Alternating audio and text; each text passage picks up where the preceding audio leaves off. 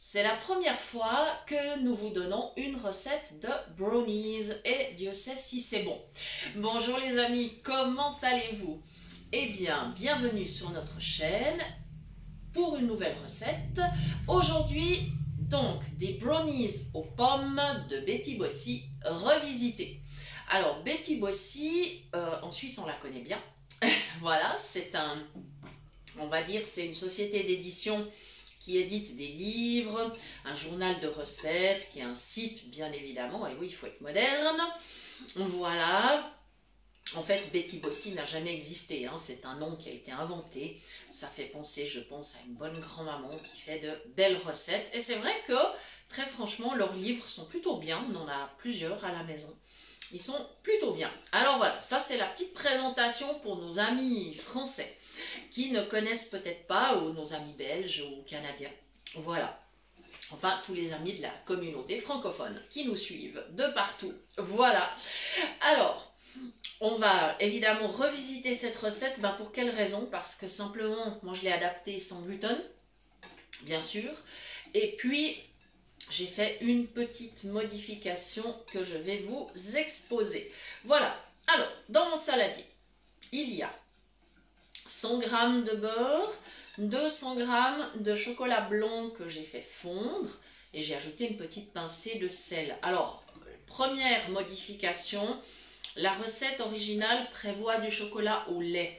Et très franchement, moi je trouve que le chocolat au lait avec les pommes, bof bof. Alors j'ai décidé de mettre du chocolat blanc, mais vous pouvez essayer l'une ou l'autre des versions, il n'y a pas de problème. J'ai ajouté ensuite 130 g de sucre de canne. Voilà, il faut vraiment du sucre de canne, hein. Voilà, et je suis en train de mélanger tout ça. Voilà. Ainsi, comme le beurre et le chocolat blanc sont encore tièdes, eh bien mon sucre, il fond bien. Voilà, c'est ça l'astuce.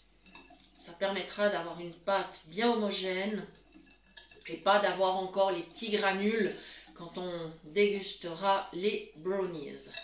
Voilà, tout simplement. Et maintenant, dans ce mélange, j'ajoute 3 œufs. Voilà. Alors évidemment, pour le faire, j'ai attendu que mon mélange refroidisse un tout petit peu, comme ça ils ne vont pas coaguler directement parce que ça serait dommage. Voilà. Le bol part pour la vaisselle et me revoici à table. Voilà. Pour ajouter mes œufs à cette pâte. Voilà. Comme ça, on avance tranquillement. Ça ira très très bien. Ça se mélange d'ailleurs super bien. Voilà. C'est une recette qu'on a trouvée intéressante. On a été sur leur site justement et on a trouvé que cette recette était bien plaisante. On aime beaucoup les brownies d'ailleurs. Et là on s'est dit, ah mais oui, avec des pommes, très bonne idée. Ça donnera comme ça un petit côté moelleux, un petit côté frais, qui je pense va être très intéressant. Voilà. Et c'est parfait. Voilà.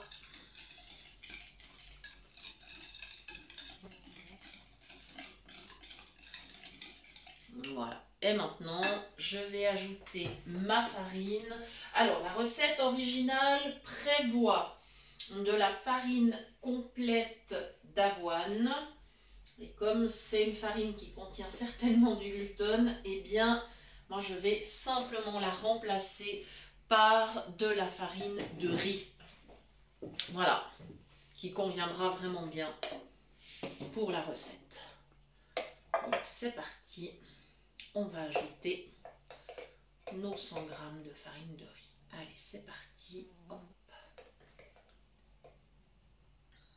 Voilà. Je compte mes cuillères. Voilà. Et je garde quand même ma farine à proximité. On ne sait jamais par rapport à la consistance s'il y avait une modification à apporter. Si par hasard je n'en avais pas mis assez. Je pense que c'est bon. Voilà.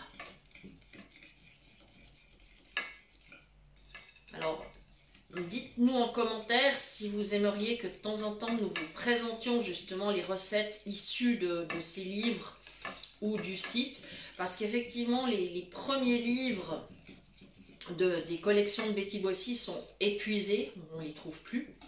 Donc effectivement, c'est avec grand plaisir qu'on vous reproposera les recettes sur la chaîne, parce que vraiment il y en a des fameuses, vraiment. Je dois dire qu'ils font un très bon travail.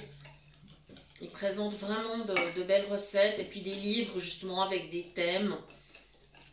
Voilà, et bien ma consistance est plutôt pas mal, elle me convient vraiment bien. Voilà. Super.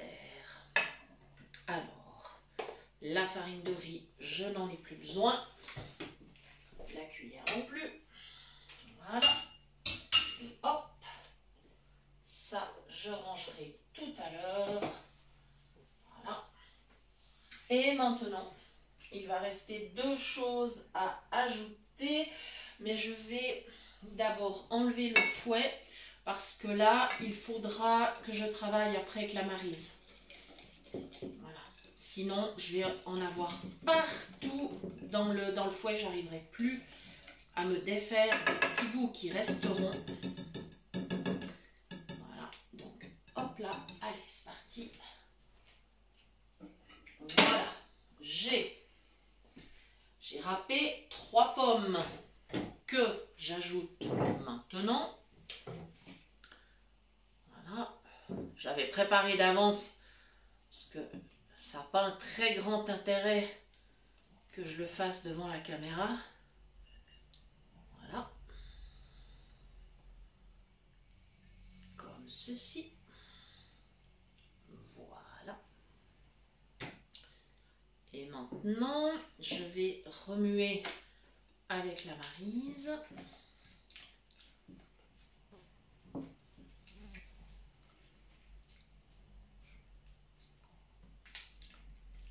Voilà, ça s'incorpore plutôt bien. Et ensuite, des cerneaux de noix 100 grammes. Alors, je ne les ajoute pas entiers, vous vous en doutez. Je garderai peut-être quelques noix pour la décoration, on verra. Voilà, je vais les casser comme ça avec les mains. C'est assez facile, hein, il n'y a pas de problème. C'est plutôt bien qu'ils restent comme ça en petits morceaux. Par contre, effectivement, les noix, je ne vais pas les hacher. On pourrait le faire. On pourrait tout à fait le faire. Moi, je trouve que ça serait dommage.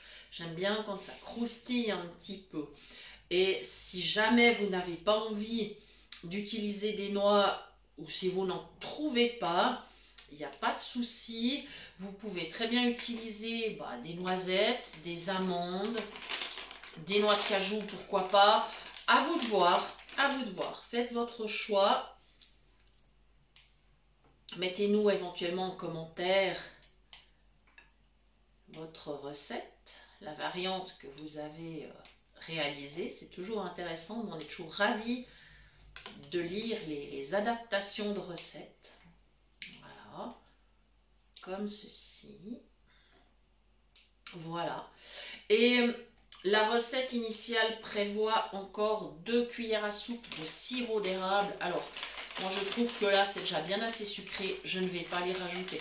Maintenant, si vous souhaitez le faire, pas de problème, n'hésitez pas. Vous pourriez aussi mettre 2 cuillères à soupe de miel. Mais moi je trouve que ça ferait beaucoup au niveau du sucre parce que le chocolat est déjà sucré, on a ajouté du sucre de canne. Donc, peut-être pas exagérer non plus. Voilà. On va faire peut-être une mini pause le temps que je termine avec mes cerneaux de noix. On se retrouve tout de suite. Voilà, j'ai ajouté mes 100 g de cerneaux de noix que j'ai bien évidemment défait afin qu'on ait des petits morceaux bien croquants. Voilà, ma pâte est terminée. Je vais la transférer dans un moule anti-adhésif, bien évidemment. Voilà. Alors, on va faire attention de se positionner bien dessus. Voilà. Et je tourne. Ça y est. Voilà. Maintenant, je vais les mettre cuire. Je vais mettre 180 degrés. Je pense qu'il faudra quand même 35 à 40 minutes. On va surveiller pour qu'ils soient bien tendres, mais bien cuits, évidemment. Et ensuite, je vais les laisser refroidir. On va démouler et on coupera en petits carrés, c'est-à-dire en faisant d'abord des bandes en largeur et en recoupant ensuite chaque bande en morceaux. C'est le moyen le plus simple. Et puis on peut encore, avant de commencer à découper, on peut saupoudrer de sucre glace si on le souhaite. Voilà. Comme ceci, mon saladier va partir à la vaisselle également. Voilà.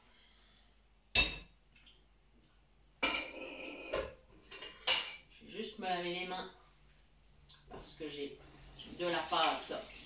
Voilà.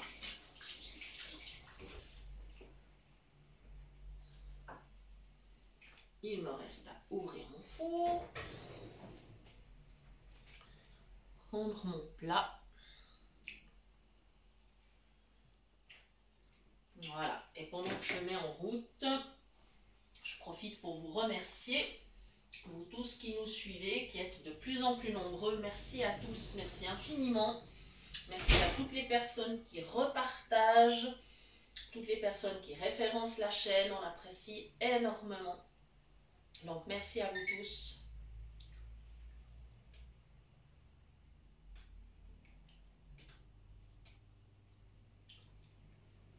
Voilà. Je trouve mon bouton, c'est bon. Ah non, je ne sais pas pourquoi il s'est arrêté. Je vais recommencer, c'est pas grave.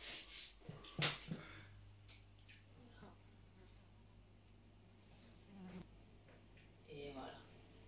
Voilà, donc c'est parti. Je vous rappelle que vous pouvez bien sûr aussi nous retrouver sur notre page Facebook et qu'il est toujours possible de nous écrire à notre adresse mail cuisinepratique@mail.ch. Nous vous répondons avec grand plaisir dans un délai de 2 à 3 jours. Voilà les amis, merci d'avoir suivi cette recette. Nous espérons que vous aurez beaucoup de plaisir à la préparer. Et nous vous disons à très bientôt pour de nouvelles idées cuisine. Ciao!